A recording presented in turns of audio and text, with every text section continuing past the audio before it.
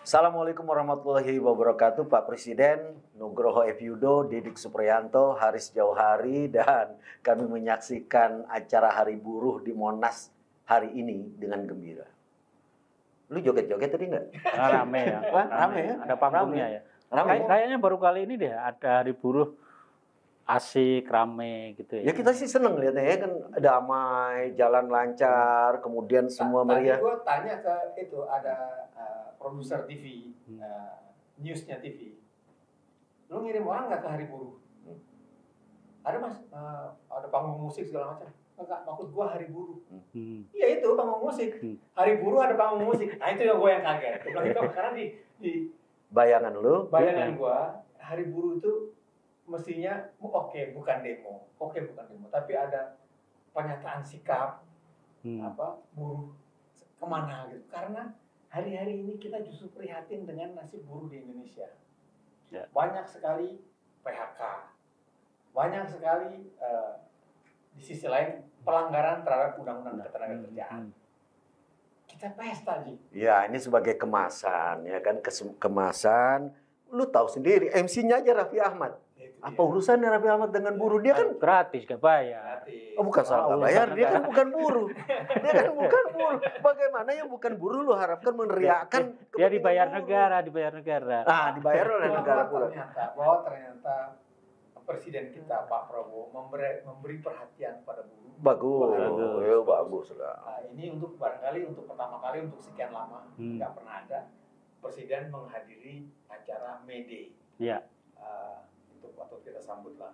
Tapi kan ada tuntutan-tuntutannya juga. Substansinya, Ya. substansinya itu tercapai. Persoalan Hari Buruh itu kan persoalan substansi, bukan kemasan. Yang kita senang itu kan kemasannya. Substansi yang galak. Oh, enggak. Enggak. Ada beberapa tuntutan kan? Ada beberapa tuntutan.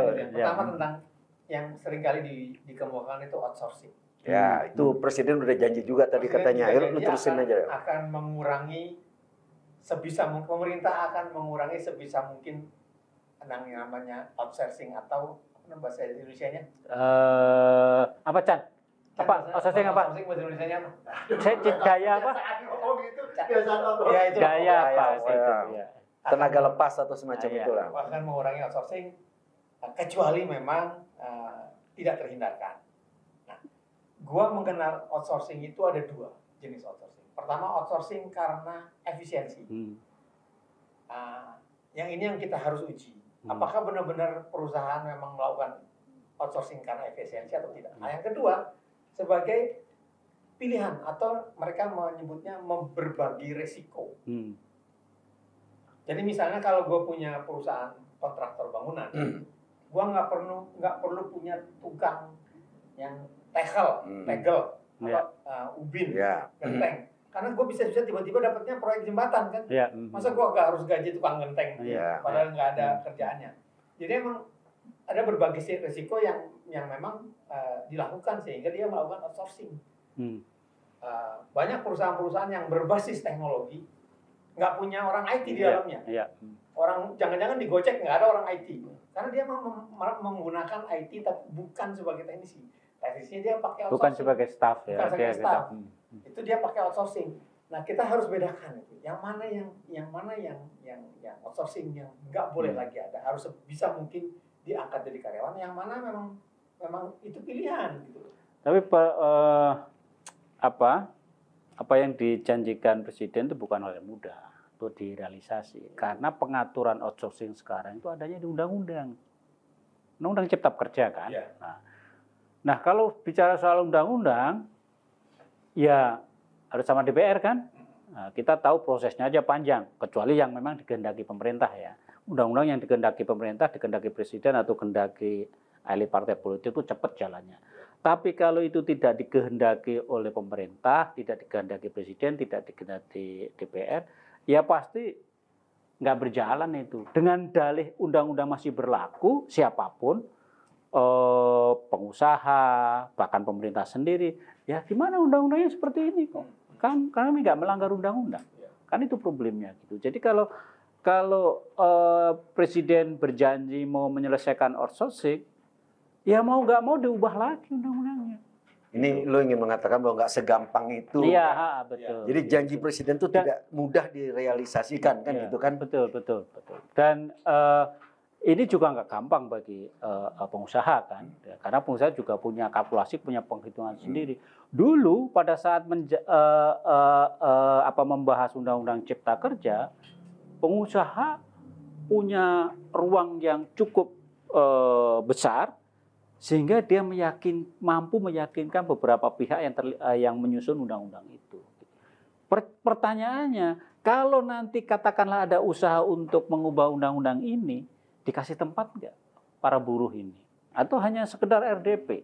Itu lobi-lobi substansi yang dia inginkan nggak diterima. Harusnya gimana? Harusnya biar memberikan tempat pada buruh. Yang penting kalau misalnya mau mengatur ulang soal outsourcing, karena ini isu yang paling sering ya diungkap sejak 10 atau 20 tahun yang lalu lah. Ya dibuka saja. Oke, ini Undang-Undang Cipta Kerja rumusannya seperti ini, mau kita ubah seperti ini. Dibuka saja diskusinya, perdebatannya, termasuk teman-teman pengusaha, teman-teman kayak saya tapi pengusaha ya. Dia udah berpikir bahwa dia sama presiden bicara teman-teman buruh. Udah naik. termasuk para pengusaha ya sama, duduk bersama gitu. Kalau nggak duduk bersama, diskusi bersama, sebetulnya kan tugas pemerintah itu kan menjaga keseimbangan ini. Kepentingan pengusaha tidak terkurangi dengan drastis, demikian juga kepentingan buruh. Yang itu nggak terjadi pada saat pembahasan Undang-Undang Cipta Kerja. Gitu. Atau jangan-jangan memang udah waktunya tuh undang-undang dikaji ulang. Sekaligus juga sebenarnya, nah ini yang persoalan kedua nih. Loncat ya. Loncat nggak apa-apa. Yang kedua itu soal PHK. Ya kan? Pemerintah tadi ya, pemerintah akan berusaha membantu teman-teman buruh, teman-teman pekerja untuk tidak di PHK secara sembarangan. Karena itu lalu pemerintah akan membentuk Satgas. Itu janji tadi, janji presiden tadi. Ya, Satgas PHK. Lalu di sisi buruhnya akan ada yang namanya apa? Dewan Kesejahteraan Buruh. Ini kan Chandra kan presiden Serikat Buruh nih. Dia tahu nih Serikat Buruh dari sebuah perusahaan media besar. Nggak usah disebut ya Chan ya. Ini kaitannya ke Undang-Undang Cipta Kerja. Satgas itu tugasnya apa? Apakah dia barang lembaga baru yang lalu akan menihilkan prosedur yang sudah diatur secara cukup detail di rancangan di Undang-Undang Cipta Kerja. Sebab kan jangan sampai begini loh. Tugas negara itu, kalau kita lihat pasal Undang-Undang Konstitusinya kan negara harus setiap warga negara berhak atas pekerjaan. Itu haknya warga negara menciptakan kewajiban di negara. Bagi pemerintah. Kewajiban bagi pemerintah. Kewajiban dari negara atau dalam hal ini pemerintah untuk menyediakan lapangan kerja. Bukan memaksa pengusaha untuk terus mempekerjakan pekerja walaupun kondisinya sudah goyang. Sekarang ini kan ekonomi kita membuat banyak pengusaha lalu terjepit. Sehingga harus melakukan efisiensi. Salah satu efisiensinya PHK. Nah, seringkali pemerintah begitu ada kasus PHK massal, lalu turun tangan, lalu memaksa pengusaha untuk jangan mem-PHK. Itu kan tanggung jawab, kecuali lo ambil alih gitu loh. Ini kan nggak pengusahanya yang dipaksa untuk jangan PHK, karena pengusahanya udah memegang-pegang. Nah itu yang harus dirumuskan, jangan-jangan nanti Satgas itu malah bikin kacau. Karena jadi harus dibikin mekanismenya, apa tugas Satgas itu untuk mencegah pengusaha sewenang-wenang. Apa yang lu bayangkan yang memungkinkan Satgas ini malah bikin kacau? Nggak, karena kan gini, dari sisi namanya aja Satgas. Satgas itu kan terminologi militer ya. Ya kan presiden kita militer. Iya. Nah kalau militer itu kan biasanya tep. Pokoknya target tercapai. Satgas itu biasanya nggak kasuistis sih. Dia kasih standar, pokoknya mulai sekarang yang namanya PHK harus begini. Gitu. Karena kalau di PHK kan kita kasus per kasus di perusahaan ini bagaimana? Ada negosiasi ya gitu. Negosiasinya harus luas gitu. Antara pemerintah, pengusaha, buruh dan pemerintah. Pemerintah memfasilitasi. Nah, Satgas dia ada di mana? Jadi dia di luar Depnaker atau gimana? Atau dia menjadi bagian dari tripartite apa namanya istilahnya? Tripartit ya. Atau itu tidak? kan pemerintah. Atau dia di atas? Atau Iya. di mana?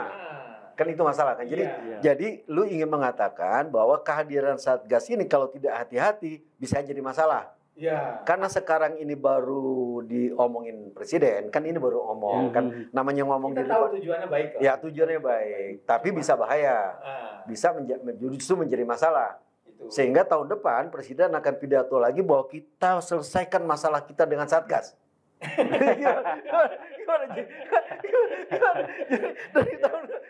Jadi masalah buruh kapan selesainya?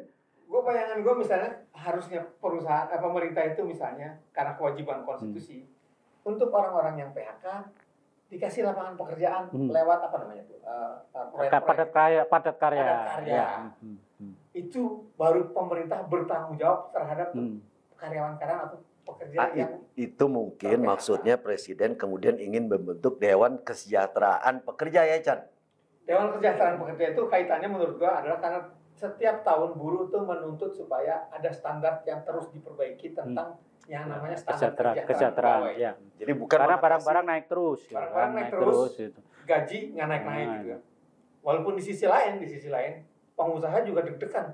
Gila lu udah sampai 4 juta, 4,5 juta, 5 juta. Itu pengusaha lama-lama juga nggak sanggup. Kalau harus, karena hampir setiap tahun kita UMR kita naik. Dia pantas ngomong gini, dia pengusaha aja. restoran. Lu juga bilang saya namanya pengusaha. Artinya balance antara kepentingan pengusaha, kepentingan buruh dan lagi ya.